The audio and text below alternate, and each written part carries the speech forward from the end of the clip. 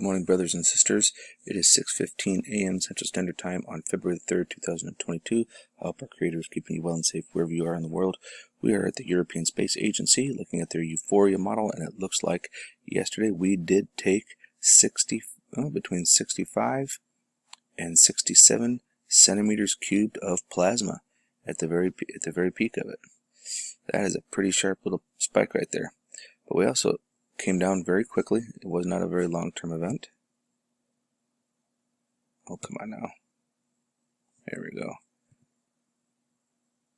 So yeah, till 4 in the morning. So looking at from 20 UTC time, it's about 6 hours, and she dropped right off. So, whew, that was kind of an intense ride yesterday, wasn't it? And as we go over to spaceweatherlive.com, we look at current data suggests there is a moderate possibility of aurora to appear at the following high latitude regions in the near future. Okay, we're looking at Yellowknife. I'm not even sure whether, I know AK is Alaska, but current data also suggests a slight possibility of aurora to appear at the following high latitude regions in the near future: Edmonton, Alberta, and Alaska, and Juneau, Alaska. So let's go take a look here. Oh, this is in Canada and this is in the United States. Okay. Jeez, got the flag right next to it. Solar wind speed is currently moderate at 512 kilometers per second. The strength of the interplanetary magnetic field is moderate, 12.55. Direction is slightly south. The disturbance storm time index predicts strong storm conditions right now. As we jump over to spaceweatherpredictioncenter.noaa.gov, we can look at our estimated planetary K index, and look at that. Just like I told you guys, it was going to, when we were back over here, I said it's going to go down and then it's going to come back up. So we took a little hit here, and bam, this is our current condition. We are currently at KP5, folks, which means that our auroras should be somewhat nice. Oh, look at that. We do have some pretty strong and red auroras right up here in the very north. So if you guys happen to be checking out, if you like doing auroras, you're gonna have a good time, it looks like. So this shows that we are taking on some plasma at this current time. Now if we come on over here to this page here, we can take a look here at our AceMag and SweepHam. See how they changed the numbers on us again here? So here is 20, and it just kind of goes completely blank. Whether they turned it off or whether it actually just jolted off the charts, which is my suspicion. And then you can see it here trying to recuperate itself. And right here, remember, this is 20, negative 20, and we are dancing on it. So we are well below -6. We are definitely having geomagnetic storms at this time. If we go over here to the aurora forecast presented by NOAA Space Weather Prediction Center, we can take a look from about 3:20 UTC time, and we can actually watch. Oh, come on. Look at how red that got. That was overnight. That's with our KP5. So you know that we're taking it. We absolutely did take on some plasma. So, man, that'd have been nice to have been up here to get some of these auroras. But, ooh, I don't know about that, knowing that the ozone is so digging thick up there. Yikes. And over here on Space Weather Prediction Center, we're looking at our density. Geospace Magnetic Cut Planes density. Now, this actually gets really interesting. It's a little concerning, but you can see where the wave actually comes in and it starts affecting our geomagnetic field and just really pushes it around and dances it. Look how thick that gets. And then the major hit actually takes, and look at it, it almost looks like it strips it away. Not just from our east to west, but from our north to south. Almost looks like it's leaving us vulnerable, but we're not. That's just the density. Okay, so there's no need to be all super panicked, but it does look kind of eerie, to say the least, and this is current. So yeah, we definitely took a pretty good punch there. And then coming down here to our pressure, this gets really interesting as well. This is where you can tell that we're actually doing all right when it comes to our planes. Oh, I gotta tap on that first, excuse me. Here we go. Now, as you can see, it kind of pushes back and says, I don't think so. And starts to recuperate. And we see it, and what's crazy though is you see this pressure is like right smack here in the center.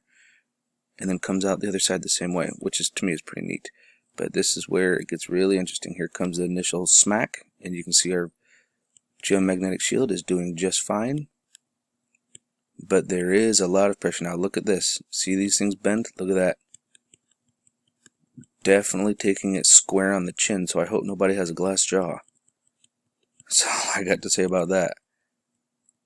You can see each one of the waves coming in and affecting our field, and this is our current time, so definitely got some pressure on, folks. Now jumping over to spaceweather.com, we can look over here, and I think everybody should come over here and kind of check this site out yourself. They got all kinds of links down here at the bottom for you to go and see a lot of things. Where's it at? I believe it's right down. Yeah, right down here. All kinds of links for you to see half the stuff that I'm showing you. Okay, you can click on the link and you can start digging around. I mean, look at all these links. They really do a good job providing links for us to be able to see. Alright, now back up here to the top, we're going to go over something really quick. Right now, we have chances of flares today. Sunspot 2940, which is this guy right here, okay, has a beta gamma magnetic field that harbors energy for strong M-class solar flares. So, alright isn't over. NOAA forecasts say there's a 25% chance of such an eruption during the next 24 hours, and the sunspot is almost directly facing Earth, so any flares will be geo-effective. Solar flare, you can get solar flare alerts on your phone. You just come here and tap on this and enter your phone number, so anytime there's a flare, boop, your phone goes off. Solar cycle 25 is a different point of view, from a different point of view, if you will. Sunspot numbers for January have just been tabulated, and once again, solar cycle 25 is outperforming the official forecast. This would seem to suggest that solar cycle 25 is going to be stronger when it peaks a few years from now. However, some guy says, not so fast. Mr. Dr. Ron Turner, an analyst at the Answer Research Institute in Virginia. Answer? Yeah, right, wrong answer.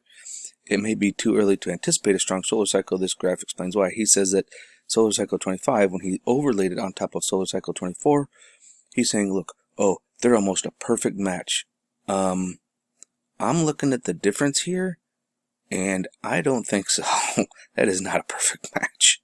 I don't know what he's smoking, but geez, stay away from whatever he's smoking. Sometimes it is good to have opposition and someone thinking from a different perspective. As we jump over here to Israel, we're looking at stereo ahead corner graph 2 and stereo ahead corner graph 2 running different space weather beacon. So first we're going to take a look at this, and of course, you know, we got our nice little light friends, and if you turn your head to the right a little bit, it looks like this would be the bottom of a disc of a little UFO right here. Isn't it nice how they do that for us? In fact, here, watch this. I'm gonna save this image right here. And I'll see if I can't clean it up a little bit. And I'll show you guys. Save them as friends. Alright, there we go. Do that with you. Now as we continue to go forward, it looks like we had a pop off the bottom side of the sun. We had a solar flare this morning. But it does look like, with us being over here, it looks like we're going to get a little punch of it. Not a lot, more like a glancing blow. Yep, you can see this coming out over here. It's definitely, oh, sorry folks, let me zoom in a little bit here better for you. There we go. So yeah, that's come off the bottom side. Ooh, looks like there's something there and there, doesn't it? But yeah, so we are more or less in this direction. So it looks like we are going to get a little bit of it, but not a whole lot. Let's come over here and double check this guy with the running difference. Yeah, now keep in mind, Earth is over here. So we are going to get a little bit of that. Alright, now we're going to check out LASCO C2. LASCO C3 will not load, which is quite annoying, I'll be honest. And I did bring it to this, board cube. Check it out. Right here. We got a board cube. Looks like we got one here and then a couple little babies, which is kind of weird, but I think it was just a distortion. And, oh, what is that? Oh, there is another board cube right there. Yeah, buddy. Definitely trying to cover some stuff up. And not seeing that stuff coming at us yet. Oh, wait, doesn't quite go far enough. Yeah, because look at this. This is at 823. LASCO C2 has not even caught up yet. It stops at 212. Oh, and look at that. Another board cube. Interesting. Well, ladies and gentlemen, over here at ISWA, after checking our SDO, I retract one of my previous statements about us taking a little glancing blow. It looks like it's coming off the side over here. So let's go ahead and advance this up. Now here was our big pop that came out the bottom end that we seen over on stereo head. It's right there, and there's the other one, one of them. We can see that came off, so that's actually not earth facing, but once again at 7 o'clock, oh, there it is. The old mothership coming over and blinking out, covering the satellite for an hour. And there she goes, gone. Now this thing fires off again. Watch this. Wham! So that's actually a good chunk of plasma, but it is not earth facing. We are actually right over here, so this is not going to hit us. However, we are also on the southern, just south of the equatorial plane of the sun, so we are more along this region. So this is what could be affecting us for sure for solar winds. So we're definitely going to have a bumpy ride. This is 2940. This is the one that's capable of producing very strong M flares. But we've also got flare activity that could be coming from here, and these buggers coming around the bin. Now let's jump over here to 171 angstroms from 193. And we can see a little bit better. We can see that explosion off the bottom right side. That's a decent one. And then off the top, and then blink. There's our mothership kind of coming over again and leaving out. Notice how it's been changing direction now. It looks like it's going out the same way that it came in. Now for those of you who've been here the last few days when I've been doing this, actually I believe this is day 6, it would come in from one angle and then turn and go out another direction. So it looks like some of us that are catching on to it, they're like, uh-oh, we gotta make sure we go the same direction. Oh, look at that, nice little pop there. Yeah, that is a decent flare here off to the right side. We can see that is a decent plasma release. But look at what's coming around the corner at us here. Woo! Yeah, that's going to be earth facing here before too long, so yeehaw. And checking out over here at 304 angstroms at STO. Look, we got a little friend right there, don't we? Kind of found him for us. Nice little zoom in on you. How you doing, bud? Coming right down. Nice, bright and white. Different color than 304, because this is supposed to be red, and yet we see a nice white light. But it's not the major reason I actually wanted to see. I wanted to see the plasma come off of our little sunspot over here from our eruption. So let's carry on. And a lot of times it's really beautiful to look at. That's quite the display. And very clearly not coming towards Earth. And a lot of it did get recaptured. You can see it kind of starting to draw in. So most of it did stay here. Some of it did, but most of it's being recaptured. So anyways, stay safe out there, folks, and remember that love is the only way forward.